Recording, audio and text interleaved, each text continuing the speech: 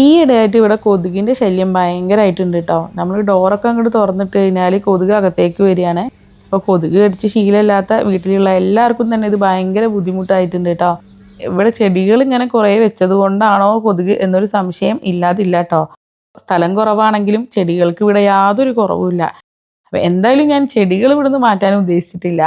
അപ്പോൾ കൊതുകിനെ ഒഴിവാക്കാനായിട്ട് പറ്റാവുന്ന കാര്യങ്ങളൊക്കെ ചെയ്യാം. ചെടികൾ ഒഴിവാക്കാണ്ടെങ്കിൽ നമുക്ക് കുറേ കാര്യങ്ങൾ ചെയ്യാൻ പറ്റുമല്ലോ. അതൊക്കെ അങ്ങോട്ട് ചെയ്തു വെക്കാമെന്ന് വിചാരിക്കുന്നു. ചില ചെടിച്ചട്ടികളുടെ അടിയിലൊക്കെ ഇതേപോലെ ട്രേകൾ വെച്ചിട്ടുണ്ട്. അതേപോലെ ഒരു പോട്ട് മറ്റേലേക്ക് ഇറക്കി വെച്ചിട്ടുണ്ട്. അങ്ങനെയുള്ളതൊക്കെ ചെയ്തിട്ടുണ്ട് കേട്ടോ. അപ്പോൾ അതൊക്കെ ഞാൻ മാറ്റി കൊടുക്കാമെന്ന് വിചാരിക്കുന്നു.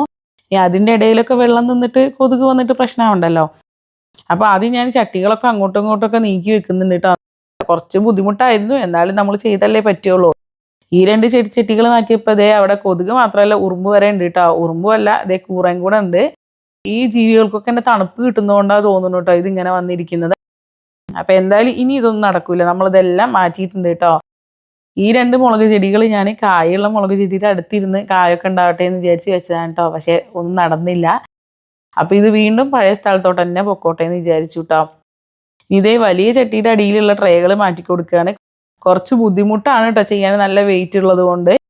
എനിക്ക് പിന്നെ ഇതേപോലെ ഓരോ കാര്യങ്ങളും ഒറ്റയ്ക്ക് ഇങ്ങനെ ചെയ്യാനായിട്ട് ഇഷ്ടമാണ് കേട്ടോ. അപ്പോൾ അതുകൊണ്ട് പിന്നെ വലിയ പ്രശ്നമല്ല. അല്ലാത്തവർക്ക് ചിലപ്പോൾ ഇതൊരു ബുദ്ധിമുട്ടായിരിക്കും കേട്ടോ.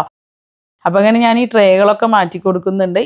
ഈ ട്രേകൾ വെച്ചാൽ എന്താ ഗുണം എന്ന് ചോദിച്ചാൽ, പുറത്ത് വെച്ചിട്ട് പ്രത്യേകിച്ച് ഗുണമൊന്നുമില്ല കേട്ടോ. നമ്മൾ അകത്താണ് വെക്കുന്നെങ്കിൽ ഓക്കെ, അകത്ത് വെള്ളമാവില്ല എന്നുള്ളൊരു ഗുണമുണ്ട്. പുറത്ത് വെച്ച് കഴിഞ്ഞാൽ ഗുണമില്ല, പക്ഷേ ദോഷം മാത്രമേ ഉള്ളൂ.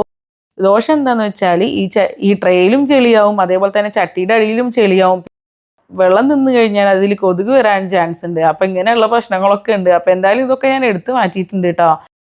ഇനി ഇതെല്ലാം കൊണ്ടുപോയി കഴുകി വെക്കാം. അപ്പം ഞാൻ ബാക്കിൽ ഇതേപോലെ ഒരു സെറ്റപ്പ് ചെയ്തിട്ടുണ്ട് കേട്ടോ. അപ്പോൾ ഇതുകൊണ്ട് നല്ല ഗുണമാണ് കേട്ടോ. ഇങ്ങനെയുള്ള കാര്യങ്ങൾ ചെയ്യാൻ വേണ്ടിയിട്ട് തന്നെയാണ് കേട്ടോ ഇത് ചെയ്തിട്ടുള്ളതും.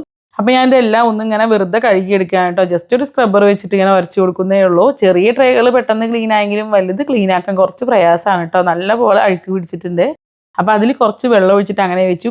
കുറച്ച് കഴിഞ്ഞിട്ട് കഴുകി വെക്കാമെന്ന് വിചാരിച്ചു.